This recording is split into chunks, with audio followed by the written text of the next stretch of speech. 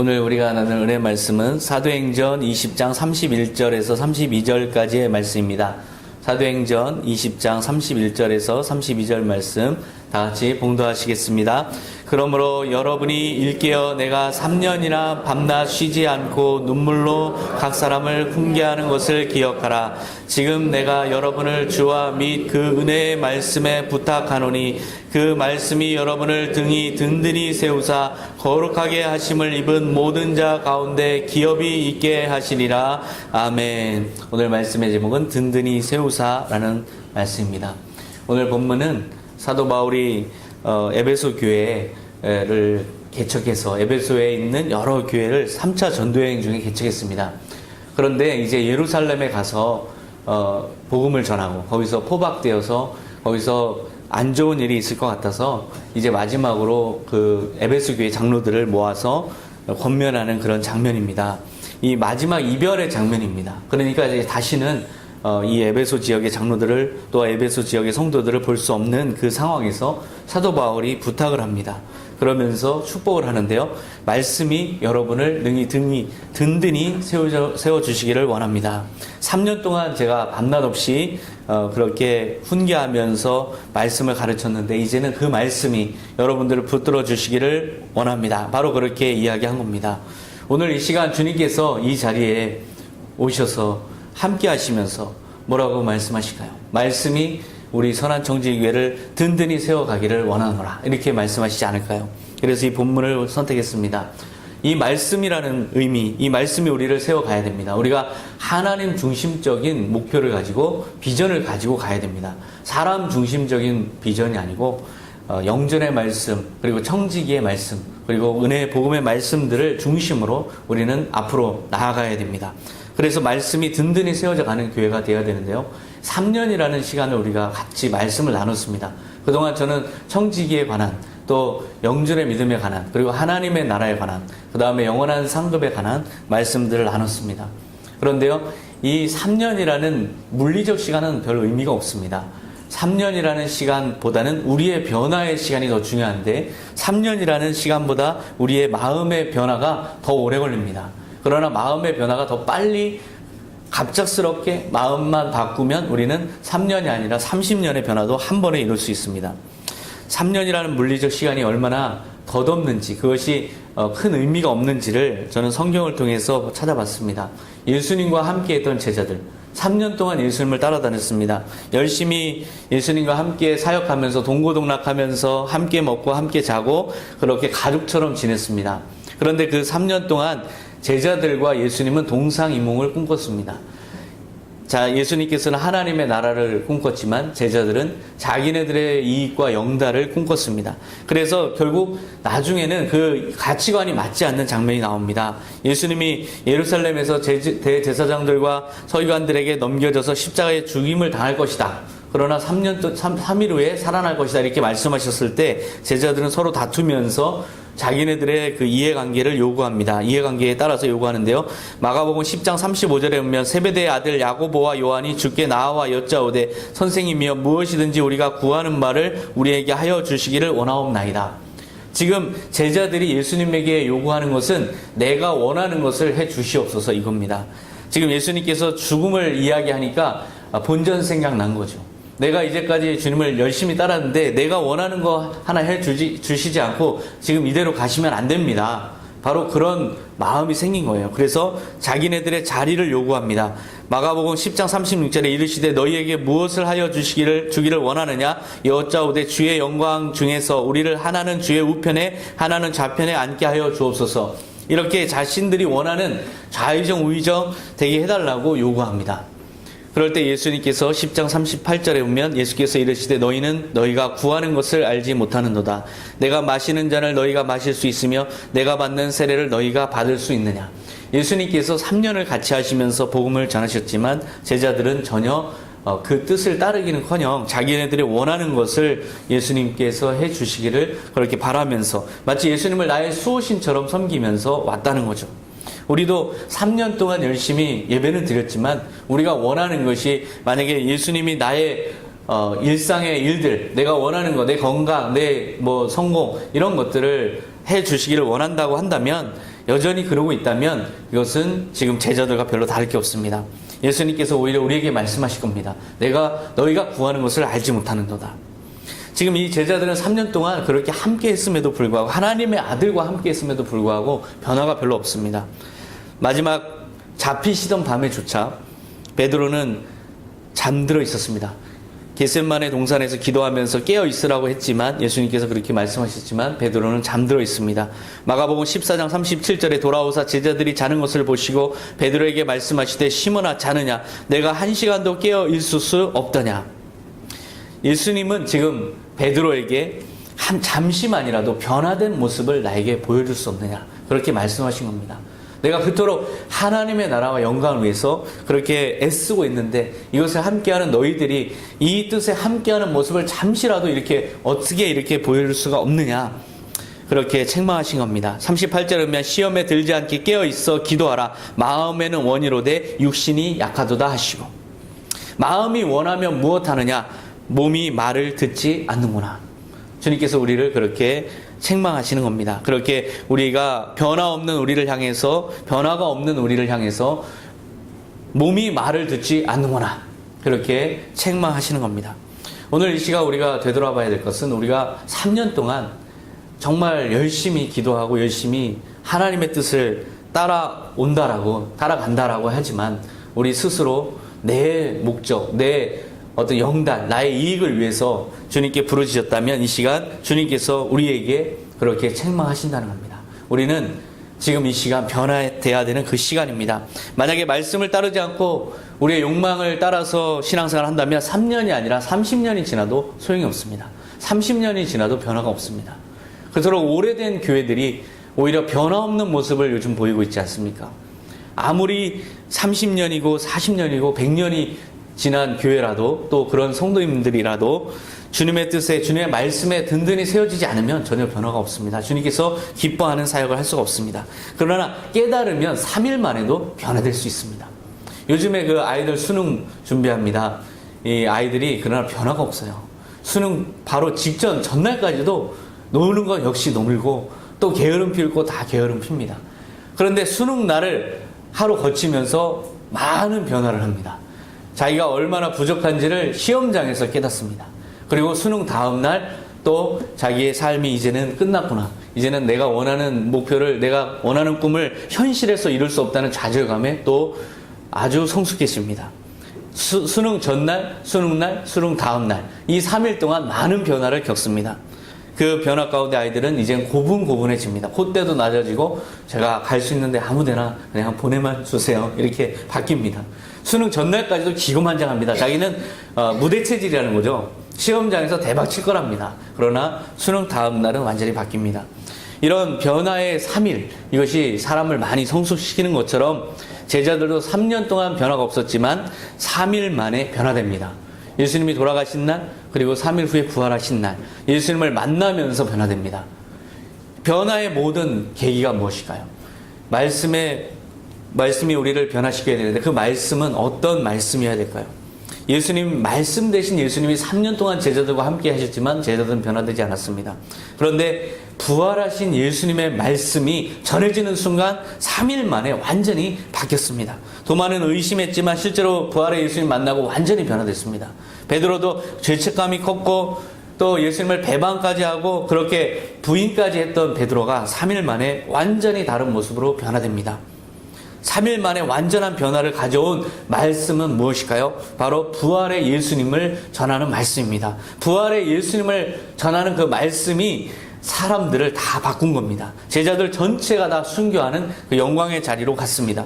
그 말씀이라는 건 다름 아니라 부활의 예수님 그 자체입니다. 사도행전 4장 7절에 보면 변화된 베드로의 모습이 나옵니다. 사도들을 가운데 세우고 묻되 너희가 무슨 권세와 누구의 이름으로 이 일을 행하였느냐.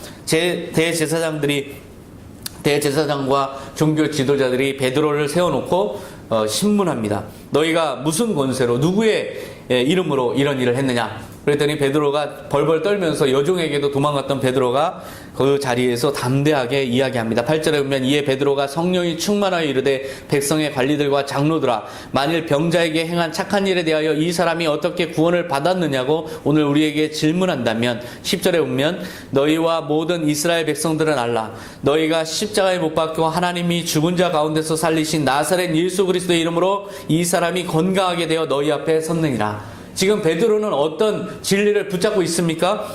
바로 하나님이 죽은 자 가운데서 살리신 나사렛 예수 그리스도 이 말씀을 붙잡고 있습니다. 살아계신 부활하신 나사렛 예수 그리스도가 지금 베드로를 든든히 세우고 있습니다.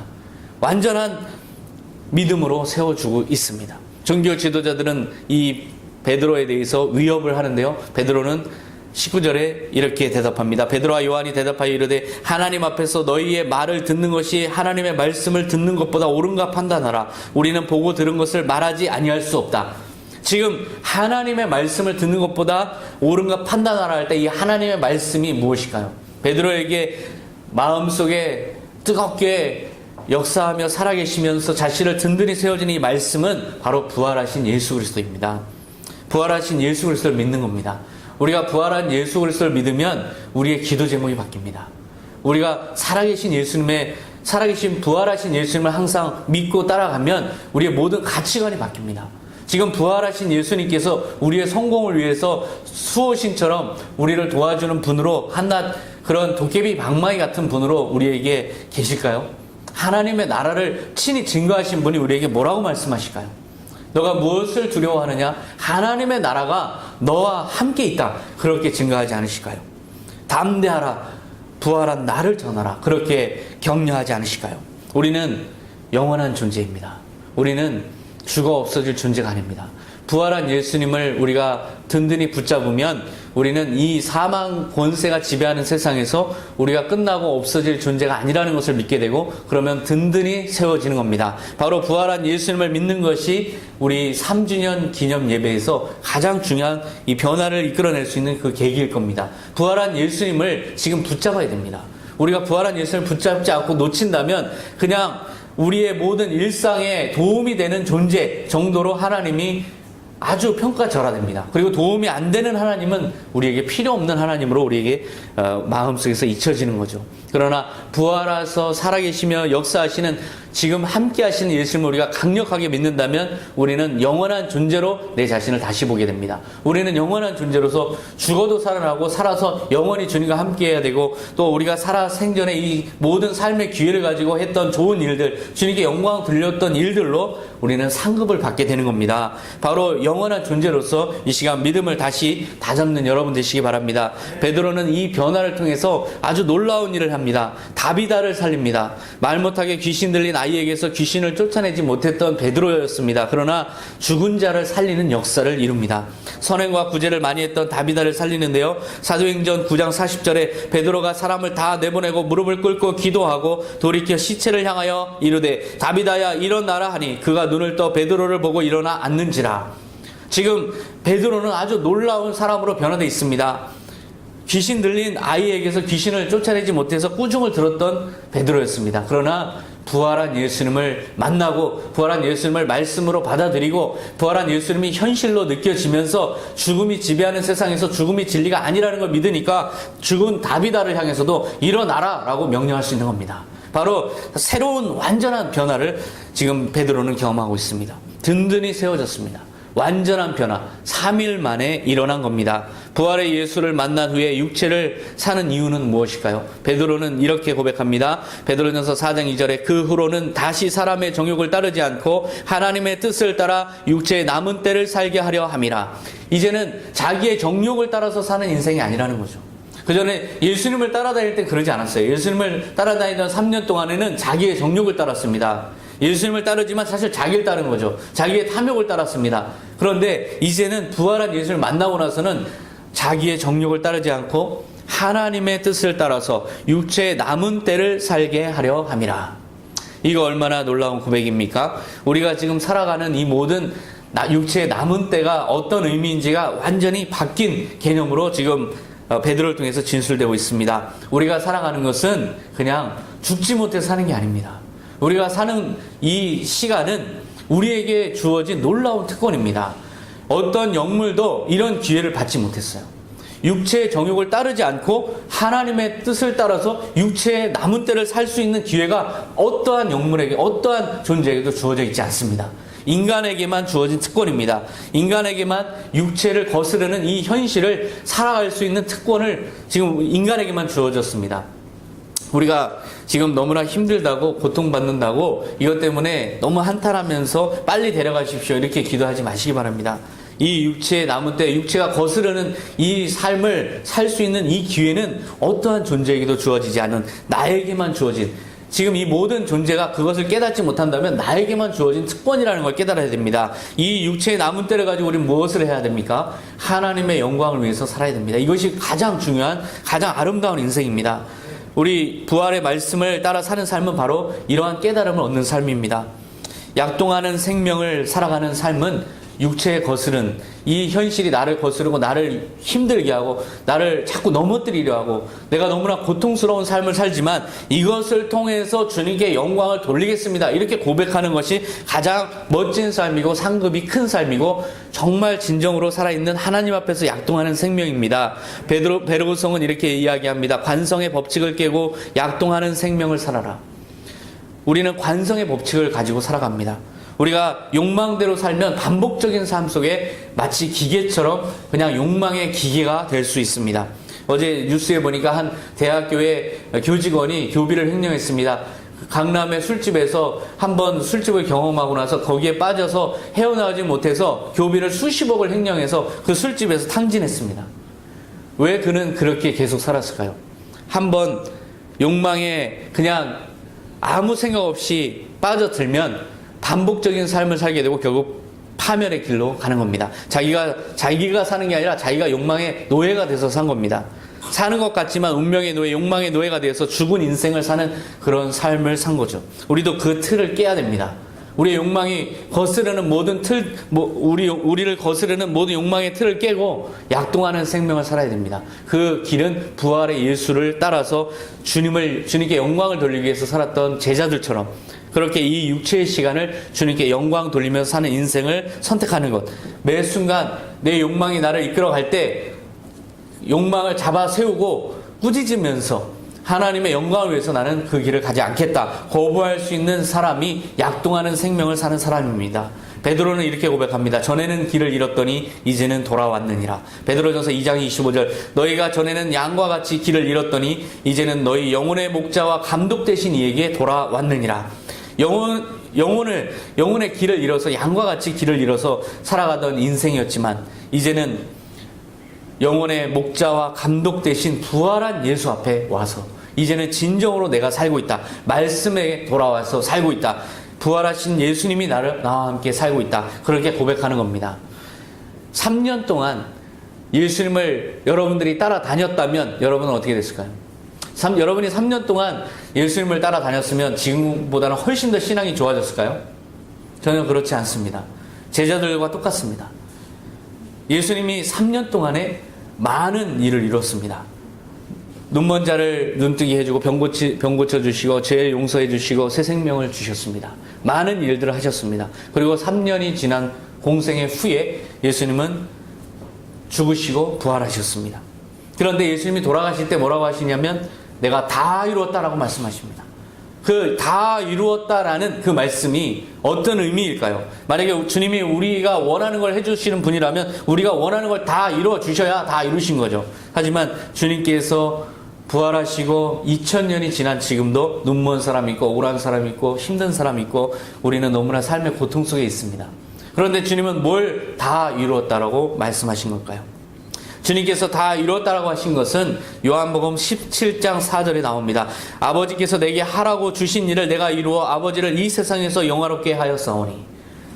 이 이뤘다는 게 무엇일까요? 내게 하라고 주신 일이 무엇일까요? 죽음이 지배하는 이 세상에서 부활의 소망을 완전히 인류에게 선물로 주셨다는 겁니다. 이 부활의 소망을 우리에게 주신 일이 다 이루신 겁니다. 우리에게 영생을 주신 일이 다 이루신 겁니다. 우리가 영생을 얻은 자로서 살아가는데 이 땅에서 우리 육체로 살아가는 이때에 고통을 당하는 이 모든 일들이 무슨 의미가 있습니까?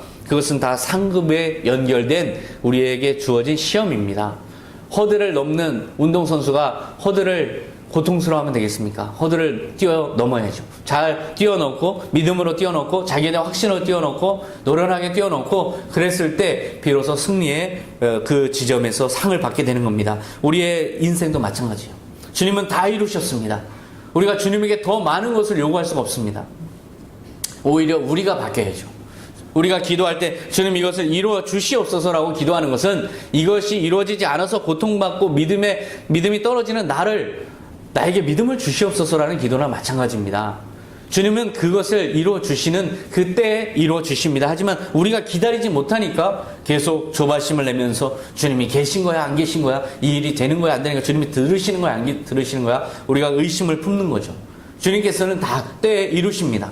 단 우리가 기다리지 못하니까 계속해서 우리 기도하면서 주님의 때에 주님께서 하시기를 우리가 간구하는 겁니다. 결국 부활의 예수님을 붙잡고 이제는 믿음으로 살아가면 그것이 우리를 든든히 세워주는 그 새로운 변화를 이끌어주는데요. 부활하신 예수님을 우리는 이 3주년에 다시 붙잡아야 됩니다.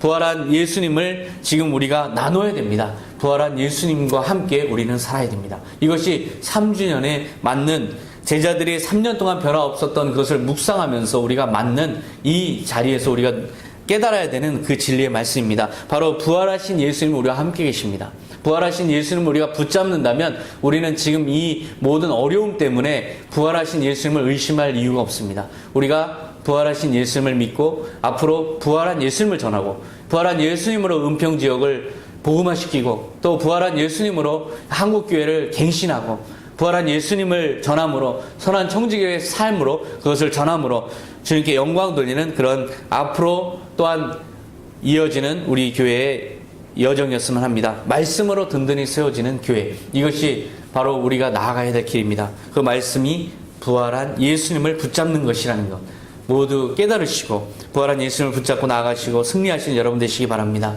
기도하겠습니다. 하나님 아버지 감사합니다. 주님 3주년을 맞이하여 주님께서 기뻐하시며 축하하시며 우리를 아버지 격려하시니 감사합니다. 주님 3년 동안 주님을 따라다니고 주님과 함께했던 제자들이었지만 변화가 없었습니다. 그러나 부활한 예수님을 만난 3일 만에 완전히 변화되어서 초대교회를 이루고 주님께 영광을 돌렸습니다.